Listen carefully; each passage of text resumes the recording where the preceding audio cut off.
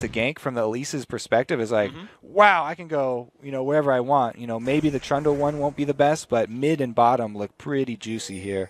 Yeah. Because Gragas is a melee champion. Yes, he's got great wave clear and dueling power, but he's going to be in melee range. He'll be pushed up pretty far in that lane. And then I always love ganking for Leona lanes. Oh man, so it's the best. He's got a lot of choices. So interesting thing to point out, Odwamna went for Ignite and not Teleport. I feel like most Trundles I see go Teleport and are like, yeah, I'm fighting Renekton, I'm going to lose the lane anyway. So maybe he's not counting on losing that lane. Yeah. Is he going to want to duel him early here? We'll have to take a peek, because the last 2 games, he has definitely been the alpha top laner. He has been destroying that top lane. To be fair, he's going up against Mundo, but still. Still. We'll have to see. See what pans out. We've seen guys beat Renekton in lane with the outskill their opponents. So, reminds me of Oktoberfest. Yeah. Just some recall music. I appreciate it. NIQ, thank you. Forbidden going to sit here in this lane. Flask, health, and mana potions. Double flasks. Yeah. From both these mid laners. That's a bit more rare. So the thing about the starting flask with both these guys is, yes, they have a lot of sustain, but the potential for those early kills is still there because their max life is very low. They don't have any flat HP. So if they're a little bit slow on using those health potions, then a gank from either of those junglers, Lee Sin and Elise, are like 2 of the best early game gankers. So a gank from either of those on one of these fairly low max HP mid laners could definitely turn things pretty quickly. Yeah, it's going to be a pretty volatile lane. I actually have a sort of random thought that popped into my head when the jungle matchup showed up. So I was watching a video of, it was Dominate and Saint Vicious talking about one of the pro matches, and they're just commentating it as 2 junglers, and Lee Sin actually outfights Elise early on, and if they match each other, Lee Sin actually wins that battle. Even though Elise is the more sought after first pick jungler, that in the head to head there's an advantage here on the other side. Yeah, Lee Sin's early skirmishes, very few people can beat him. Maybe Olaf. Olaf is pretty strong in those as well, but it all does come down to the abilities that you're landing. So if you miss your Sonic Wave, then that's a huge amount of power that you're going to be missing in that fight. See if they can land them right there. Lee Sin landing his Q. Actually, same jungle route as last time for Kikis. Takes Wolves and Wraiths, then goes to his other buff. Whereas Ku is already starting his red right here. He's got Spiderlings. Be pretty easy pickup. And he has started Doran's Blade, so might as well go over it since it's pretty common on Elise, but if you're not practiced at jungling, then you may be surprised that she doesn't have to take so much sustain. It's because she uses those Spiderlings to tank the damage, and then she also has inherent regen of her own with the lifesteal of her Skittering Frenzy in spider form.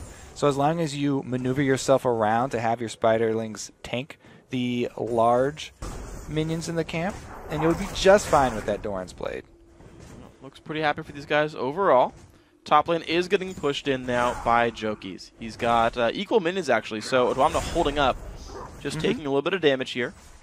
So we'll kind of keep track of this lane, the minion score being the big one. We'll see if they get any kills in a while. But the junglers are now kind of unlocked. They're level 3.5. They finished their buffs. Ku's looking bottom lane. Kikis looking mid. So again, looking mid. Both sides of this lane are warded by Forbidden. So he was expecting to be camped again since last game there were so many early ganks mid.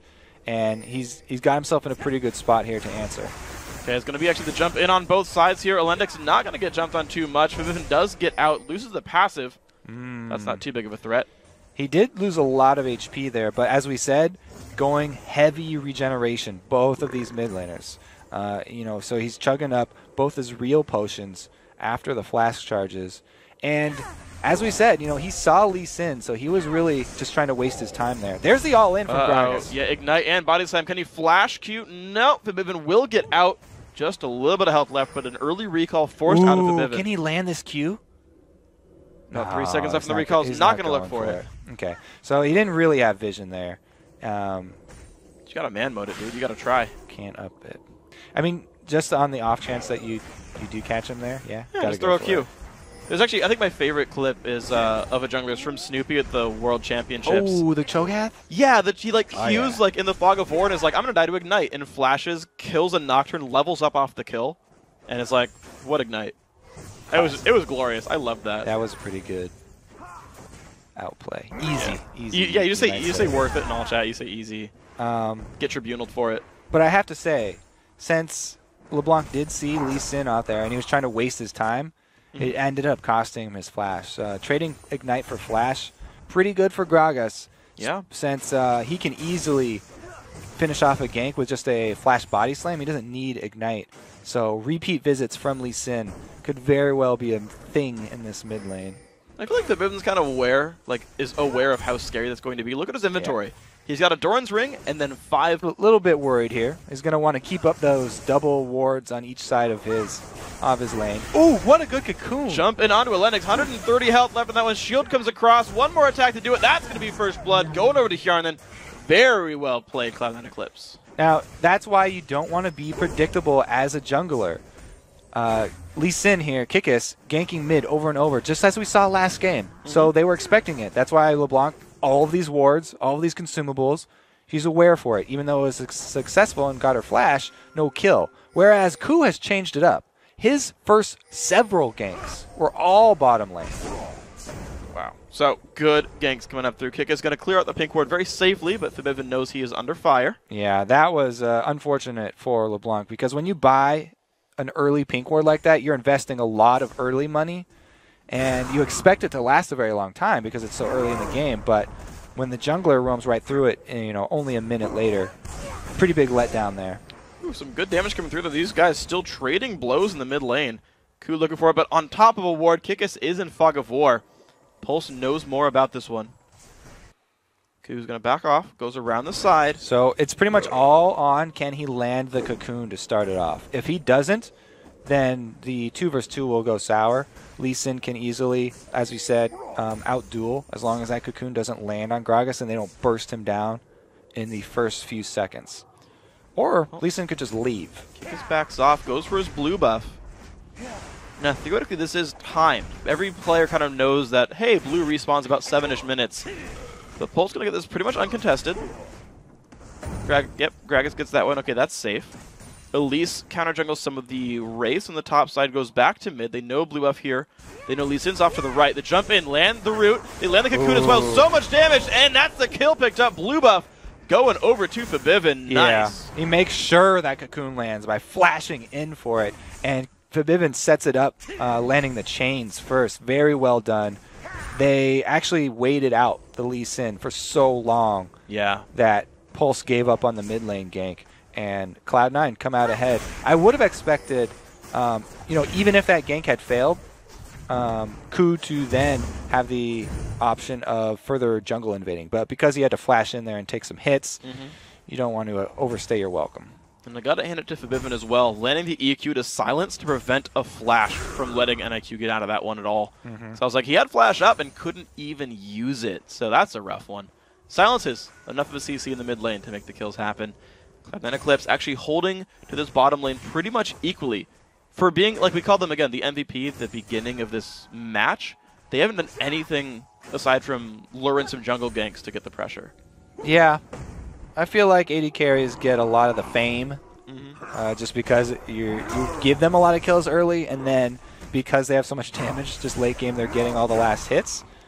So if you just go by stats there, then you might be a little bit off. Yeah, but yeah, these guys just aren't doing too much just yet. They're holding completely equal to Pulse's bottom lane. Ku back in his own jungle, of course, got his own blue buff since Fabiven got the enemy one. So double buff Elise going to be nice and happy.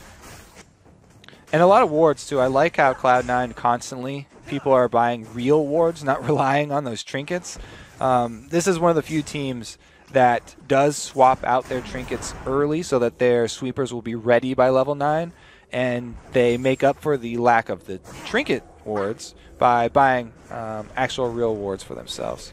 With Fabiven forced around, flashing over. Ku shows up to fight NIQ. Nice jump in by Kikis. Can he have the damage? Looks like a very low health bar. Oh, the stun. He can't ult. He can't kill Fabiven. The dash away, but Ku's going to fall over. Kikis will survive. Woof, Willett almost got that one. A lot of the times, the advantage in the 2 versus 2 duels goes to whichever jungler makes the first move and ganks first, because they got the mid laner there, Fabiven running first, and being on the defensive for that meant the extra damage there. Somebody was going down. Ku just happened to have to take his place in the death chamber. But he gave away double buffs for doing that. Not sure that was ideal here. We're like taking a bit more pain, but Voidal and Co. not making a lot happen in this bottom lane right now. They're just kind of sitting there trading farm and not doing a ton. Top lane as well, like really equal here, which for an anti-Renekton lane, I gotta say is a good thing for Odwamna, but nothing much happening on this side. And as you mentioned, he did take the combat summoner there with Ignite, so he does have more of the kill potential than the Trundles that choose to run teleport, so it could do a lot for making that Renekton a little bit less aggressive early. Plus, as we mentioned before, he's just beating him up in lane anyway, so might just be a stronger laner on top of it. Oh, Dwamna actually used his ultimate for the regen. He popped it onto Joki's no Ignite, nothing force, just said, yeah, I want my health back. And Dwamna's back to pretty much full HP just off that cooldown. So I like that choice. I think it's kind of interesting. Mid laners, small farm lead to Forbidden for one of the kills, but a pretty close game overall. And if you're going to do that as Trundle, you definitely want to throw down your W first, so that you get benefit from that increased healing. Well, Kicker's going in, gets stunned though by Voidal, doesn't find anything to do. That was a close one though, he could have W'd and kicked backwards. So bottom lane still holding equal. Lee Sin's still hanging around though. Looks like he's going to soak up some lane minions here. The dream. The jungle dream. You have to farm a lane. It's hard to do that though in the AD carry support lane. They might jump you. Kickus actually not getting hit too much, surviving in this lane pretty well. Getting harassed, but looks like he'll live. Got no support, so it's just a 1v2 there. Ku stealing away again some of this Wraith camp. He is counter-jungling frequently. Sees Lee Sin on the bottom side and goes and does something else. Yeah, you always want to take advantage of any free information that you're giving. If the bottom lane is losing like that and it draws out the jungler, you need to make a move elsewhere on the map to answer. Well, Voidal getting jumped on right there. Q's going to land from Wheeler. A lot of pain coming across to Voidal. Jumps back in, though. They look for the Ezreal. The pain comes across. Voidal drops down. The rest of the team is coming to help out Hjarnan. Big damage coming out from the Lulu. Forbidden in a bad spot. Jumps to the side. Aggro's Dragon. Has the ulti dash. Uses it. Kickus shows up. Does not dodge. There it is. He walks at him and kicks him forward. Oh my gosh. The damage up with the ulti combo and a Q760. Picking that one up. A lot of great plays by Pulse here. Kickus able to give the kill over to the mid lane carry there by knocking him close enough to the edge of the dragon. The NIQ can pull off the combo. Such a good play. Dragon goes down as well. 1,000 gold lead now for Pulse. These guys are looking great. Top laners both recall. Sunfire Cape done for Odwamna, so he's holding on. But it's the only lane that is doing... Well, no, I guess bottom lane is doing well, but man, mid lane going pretty rough. NIQ still doing great on Gragas. Yeah, that combo right there was pretty huge because taking the dragon after just kind of pushed Pulse over the edge. There was no answer from Cloud9 since they had also just lost the fight. There was nowhere for them to get an objective back. It was just a clean win for Pulse, and they can hold on to this 1,000 gold advantage. All right, happy times here for the Polish team. Back to the mid lane we go. These guys on a bit of a lull again, but that's fine, just into the laning phase. I do want to see how this top lane fight starts going, because with Sunfire done, I feel like there's no threat for Renekton anymore. You know, Dwamna can play a little bit more aggressively. You're seeing that here, actually, putting a lot of pain across. Kills minions in his face, doesn't even care. Just regens. Yeah. He'll get a lot of life off whenever the cannon minion dies. Forbidden's just waiting for it. I mean, I wouldn't say there's no threat from that Renekton, but you're right. It's definitely diminished quite a lot. Anytime he gets that fully stacked Fury Bar, you definitely have to respect him. As you can see, he's charging it up here. Going to bite some of the AD off. It's going to hurt Renekton a little bit more. Q harassed. Just these guys trading hits right there. Odwamna healing back up. And of course, double Doran's Blade. We've seen that a couple times from Renektons. They get the Doran's Shield, but they add 2 blades on top for the damage. And then they move to Sunfire. So Joki's got a little while to go until he gets more items. No River Ward, but he knew he was lacking in vision. Pops guilty onto Joki's trying to run away. Nice pillar, going to keep him alive for a bit more. Kicked back into the team, still trying to run through them. The red buff doing so much damage. The cut, oh my gosh, the damage! Are you serious? Trading 1 for 1. Now Kickus and Ku in a battle. And Ku does have more health, but the red buff. They're still on the chase too. Look at this roam from Forbidden. He's going to try and cut off Lee Sin. There's the flash cocoon. The assassination damage is huge. The flash W, Forbidden gets it. Beautiful play. They gave double busts over to LeBlanc right there, too. Oh, Ku backing off and allowing the flash to come in from LeBlanc. Oh, he's got nothing to dodge this. Olendix is going to block it, though. It's kind of like Caitlyn, but cooler. Blocking off the damage from the ulti. Good support play by Olendix there. That is going to give them control of the lane, though, and they can push it up for some extra turret damage down bottom. It's going to be the turret killed. It's very low in health right now. Just going to take a couple of shots, and that will be there. So Cloud9 Eclipse finally making headway down here in the bottom lane. The Bloodthirster done and Lucian. Help them a bit here. They're taking their time with this one. They want to let all the minions die. Since they know they have another wave coming, they'll leave it up to the minions to do the dirty work here. They're giving up the gold again. I mean, it's... How close do you actually have to be? Pretty close. Okay. Like, I don't think either got it right there. It's 150 gold if you're relatively close by. You don't have to hit it. It's got to be fairly nearby. And I want to say it's fairly short because I've seen teams push it, and the support will back off to like a screen's length away, and it'll put all the gold in the AD carry. Okay. So it's like you can micromanage pretty reasonably. Ooh, that was close. Would have been nearly knocked into the team. That would have been a kill if they landed that one in the correct direction. But the double buff will stay alive here. Ku gonna get spotted there by Kikis, but maybe not much happening for it. Now, Ku is gone with the early magic pen here for Elise. Not even upgrading that Spirit Stone, which gives you a lot of sustain in the jungle. So he's really, really looking for that offensive gank power, just going very heavily investing into that early magic penetration. Whereas Lee Sin is going the more tanky route, and he's going to be very, very useful for his teams in terms of getting vision down and also just creating plays. He's going to have a lot more money because of the conservation as well. Like, exactly. We'll see if it pans out. Both these junglers have been very instrumental in their team's success. 3-1-1 for Lee Sin's been part of every single kill for his team. Same for Ku at 0-1-4. So these are really the guys to watch right here on basically their favorite champions. Oh, Fabivin does have Deathfire Grass, though. Lands the Q, dashes away. So he will be safe. I mean, he's completed his burst item. He's going to be looking for kills. He's trying to get roam going. You can see there he was trying to do it. Looks like Renekton's going to be squishy now. He's got ulti on him. Okay, about 800 health left. Big heal from the Q, but it's not going to be enough. Dwamna just tanking the turret basically the entire time and doesn't care.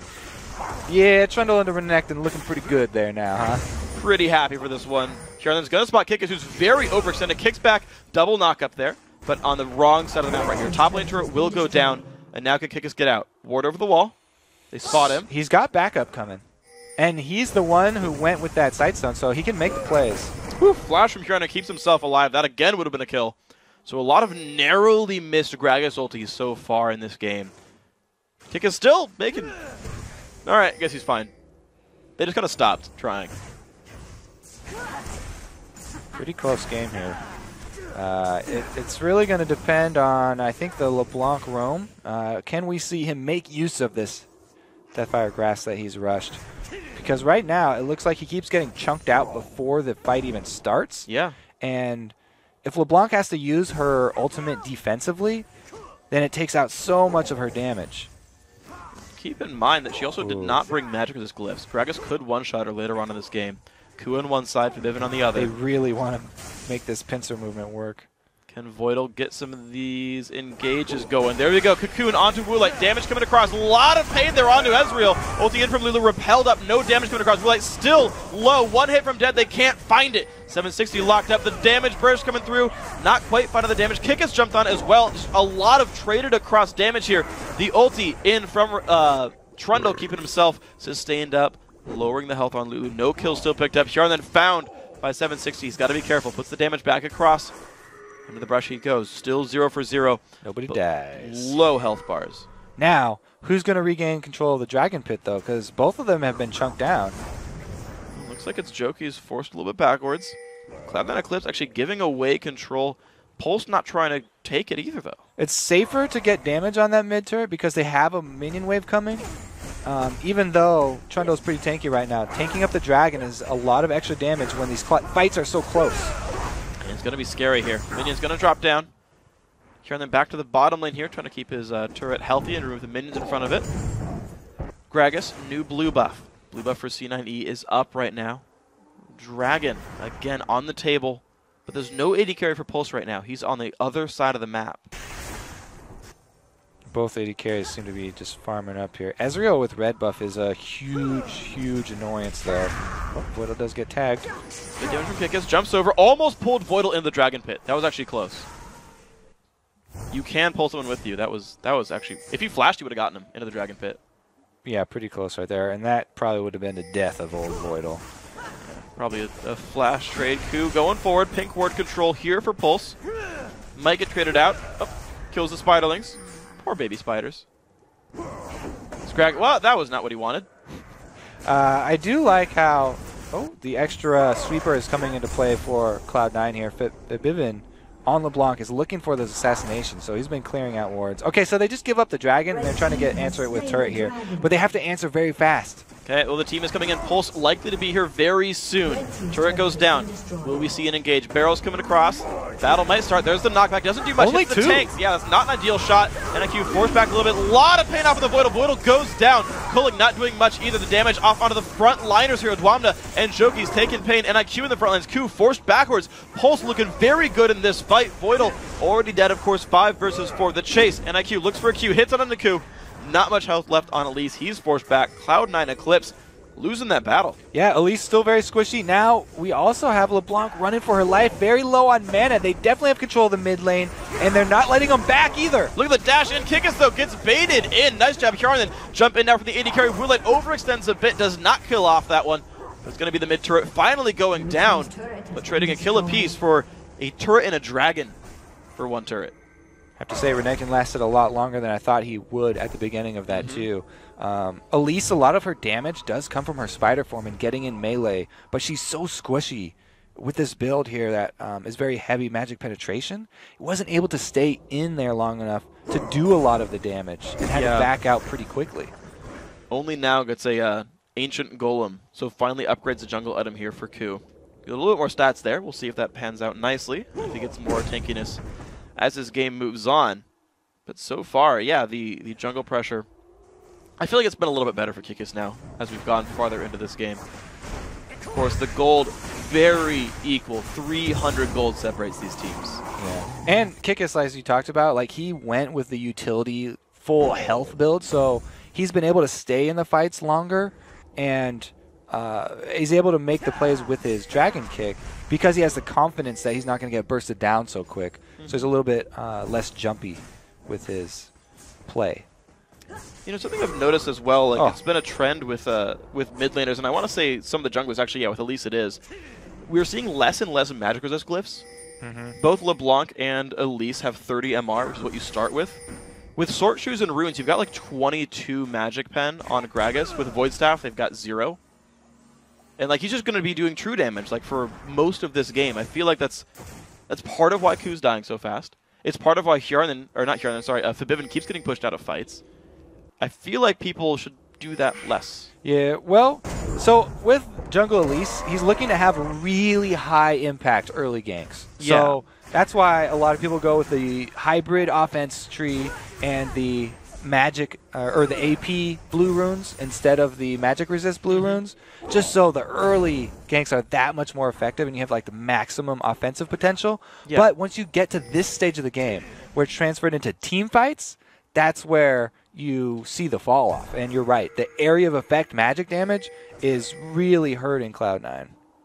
We'll see if they can overcome this right there. 1,000 gold puts them ahead right here. They actually grew a lead over the last couple seconds. Uh-oh, Elendix. Not going to go for it for Bivin. And it feels like everyone is just durable enough to not get one-shot. We haven't seen like really explosive LeBlanc plays since the Deathfire Grasp. Man. It's all been early game. And even though he's doing his best to clear out all these wards, without upgrading the sweepers all the way to the Oracle's lines, like you're not quite sure if you actually got it. It's a fairly small circle. They're doing their darndest to get all of the wards out, but even though every time we look over at LeBlanc, he's clearing out a ward, there's still vision for Pulse. At least it's 30 gold every time. It's gotten money, Yeah. 20 or 30, depending if it's a trinket ward or not. Mid lane doesn't get swept out actually, so no gold quite picked up by those minions. Here and then back to the bottom. They're putting a lot of trust on this Lucian here, and this to me was how C9E used to win all their games before. Was Brain got really big on the AD carry. He's 2-0-0 so far. He got a couple of ganks there from Ku early on. And it feels like Dwamna's doing a very good job as well. Like, this is, for what it's worth, kind of how CNN used to win, but Pulse, though, kind of a new breed of opponent. They've got a crazy mid laner who's been doing amazing for them in this series. Yeah, he's had a very high impact, and he's about to have a even bigger impact when he completes that death cap that he's working on, because, as you said, there wasn't a lot of magic resist, so he went for the just pure power spike of death cap.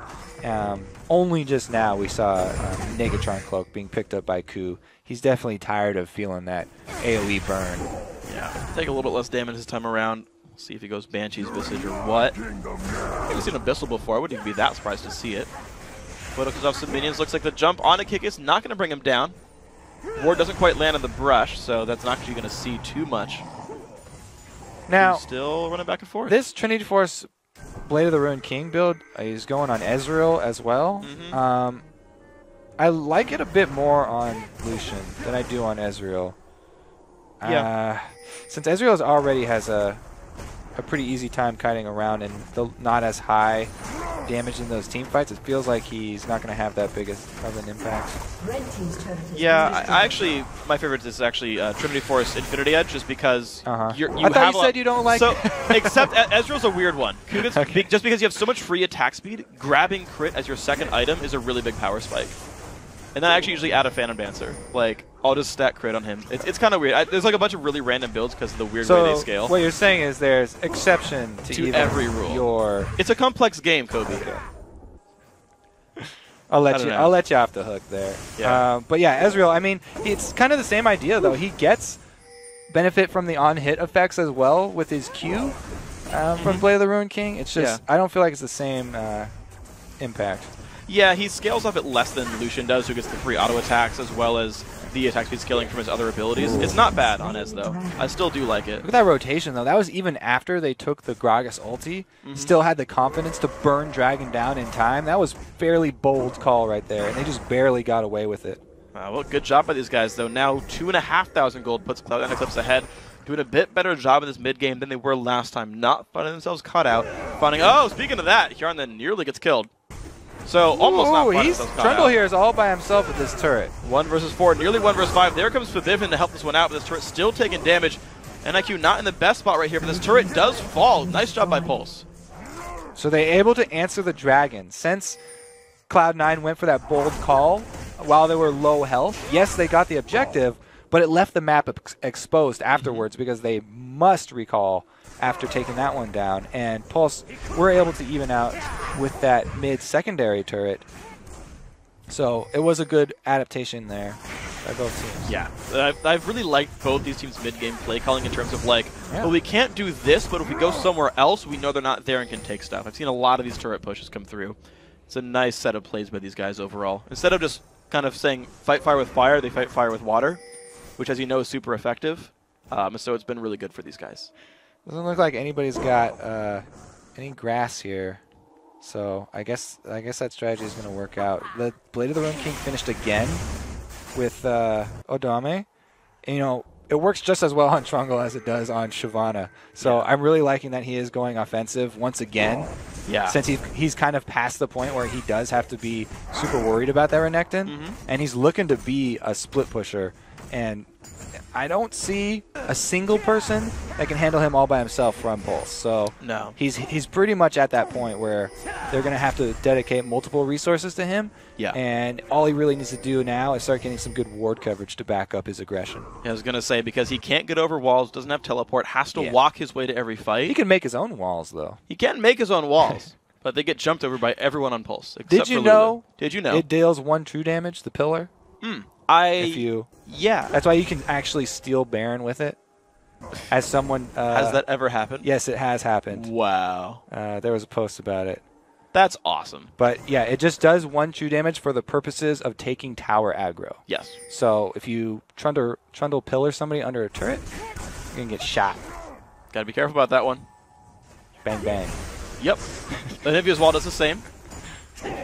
Got to be careful. Those true damage walls, man, they are scary things to deal with. I mean, if you steal Baron with a pillar, man, you've got to get some kind of achievement unlocked for that. Yeah. Do we should have achievements in League? I feel like for things like that. Yeah. But then you know you're just going to make a custom game and have your friends say, hey, guys, get Baron low. Oh, yeah. Never mind. Then we'll just have those achievement farmers. Lame. Yep. Oh, that. Finally rewarded. rewarded. And he misses the E. The Ignite's not going to do enough through the shield. Oh, I was going to say he's finally rewarded for using that sweeper. Like, I always love mid lane assassins picking up sweepers. Oof. Uh-oh. Damage output, not going to land the flash here, and then... Play the Rune King, got him out alive. Yep. Just there you go. Best build ever. GG. Barrier and flash helped a little bit, too. Yeah, a little bit. Blue buff going over to Q. Picks that up with the Volatile Spiderling.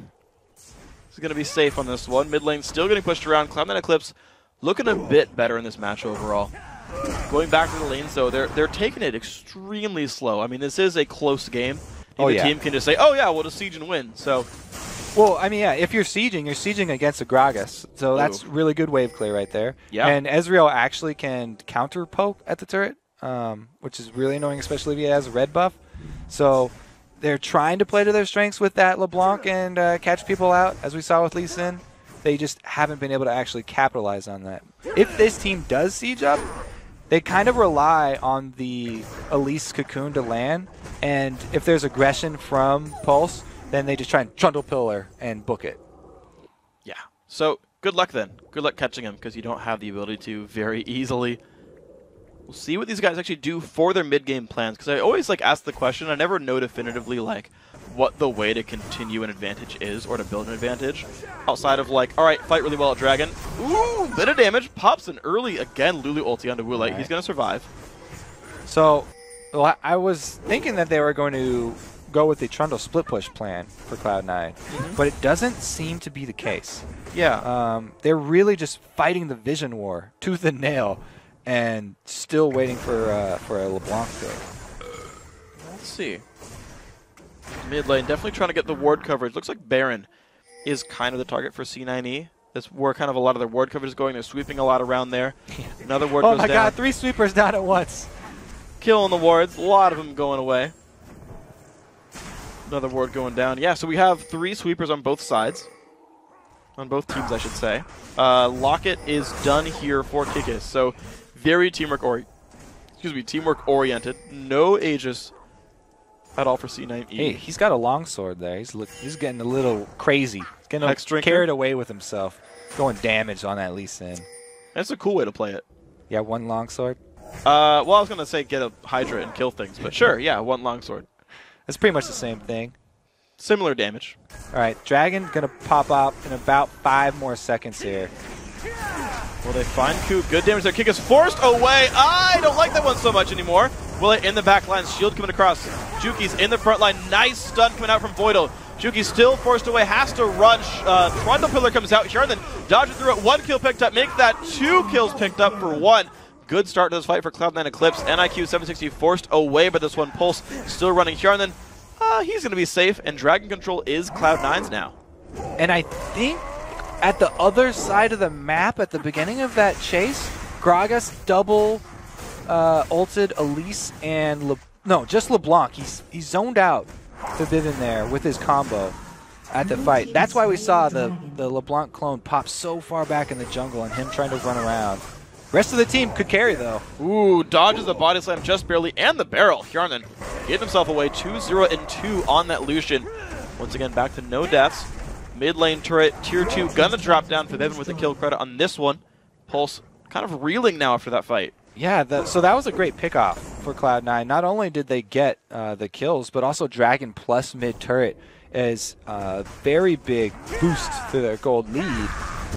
I'm really curious what happened over in that jungle, because Gragas came down with no ult left, and LeBlanc had her clones popped. Yeah, well, likely a bunch of burst and a guy with no magic resist at all. Deathfire, Grasp, Void Staff, and soon, I don't know if that's Death Cap or Zhonya's coming up next for Forbidden. I could see both actually being a wise choice here. But on the other side, though, you've got a further scaling Gragas. NIQ 760 carried the last game for Pulse. He's got 3 big core items here, and he's going to be honestly explosive in these team fights. Oh, he doesn't tag Baron, though, so Voidal got off easy on that one. No extra Baron damage from that aggro. No, but there's Baron. Or sorry, blue buff. Again, picked up for Forbidden. He's actually stayed at 2-1-0 for a really long time in this game. Yeah. He's harassed people low, but hasn't picked up kills himself. Exactly. He hasn't picked up much CS for himself either. Oh, yeah. It's a lot easier, to be said, you know, for Gragas, especially in the late game. Well, sure. But he's really been doing a lot of work trying to clear out wards and look for the surprise LeBlanc pops. Well, a little bit of control over Baron. Looks like they're... Oh! Took aggro again. Careful, Coup. I would not want to start Baron for them either because this Gragas is so fed. There's so much money on this Gragas. That's the one thing you don't want to do is fight in the Baron pit where you've got extra magic damage debuff on you and you're all grouped up perfectly for his spells. Yeah, not ideal. So it looks Better like just leave him alone. Yeah, so Cloud9's goal seems to be very ward control focused. One more hit. Nope, can't get it. Couldn't get two of... If he upgraded his trinket to Oracles, he would have gotten it. He did. He had the pink guy over his head. Oh, then he didn't walk into the brush. Oracle sweeper. Oh, I'm just silly then. He didn't walk into the brush. He could have gotten it. It's upgraded. Okay, well, never mind. We're gonna move on. NIQ sweeps out wards. Doesn't have any in front of him. He's saved. Gonna grab the blue. These guys slowing it back down, turning back to the split push farm on the bottom side. So a very fed AD carry is coming with a Infinity Edge likely to follow. And he's also got part of his defensive item, so he might want to finish that Banshees before he makes his Infinity Edge, because that Negatron Cloak into a Banshees would be a huge, huge swing in the team fight. If you have that and it blocks Gragas' ultimate, then that's more of a difference than any amount of extra magic resist he could stack. Blocking that Gragas ulti is pretty much the only thing that he's looking for with that Negatron. Yeah, that's going to be a scary thing in front of him. Looks like second tier bottom turret going to go down as well. Cloud9 Eclipse really getting their way through the base now. All 6 tier 1, 2 turrets are gone. Not going to find any other openings just yet. But these guys are just slowly getting their way forward in this game. And I want to see where they go next with this one. Pulse definitely forced to respect all the damage output here. And really, the Polish team hasn't been allowed to do much on the map. They've been reacting to everything Cloud9's doing. But they still hold that Gragas. Yep. So it's you can see how indecisive Cloud9 are right now. They know that they have the upper hand and they want to force something, but they're so scared of fighting in that Baron pit that it's really hard for them to bait Pulse into a bad spot, because Pulse know that they have it as well. And that's why I think that they should play to that Trundle split push instead of waiting around this Baron, trying to bait over Pulse as Pulse slowly catch up and slowly close that gold gap. Well, let's see if it does get closed. We're now at 6.5, almost 7,000 gold separating these teams. This number has grown over time, to be fair. And they do have some better scaling. They've got the Trundle versus Renekton. You can see the individual gold. Trundle holding 2,000 gold over his opponent. Mid lane pretty equal. 80 carries another 2,000 gold there. Those are the big players, it seems, for C9. Are those two guys, the physical damage dealers on the roster. They're the ones to watch out for here. Yeah, I mean, maybe they've just made the call to wait until Lucian makes his Banshees. Okay, so now it's completed. He has gone for the complete defensive item first. Now they've got an answer for the AoE Gragas ultimate. Hopefully, for his sake, he doesn't get his Banshees taken off by something like a Glitter Lance or an Ezreal Q first. But I feel like now they're ready to go for that all-in fight because they've hit that item for their AD carry. Yeah. And again, they're trying to bait around Baron. Well, Baron ward's going to go down. There's one Banshee's down. Yep. It'll come back in 24 seconds. Unless it gets shot. Unless it gets shot. Ezreal Q where? Ooh, Trundle's sweeping in for a flanking maneuver here. So they didn't have the hard engage, but they can go for the pillar.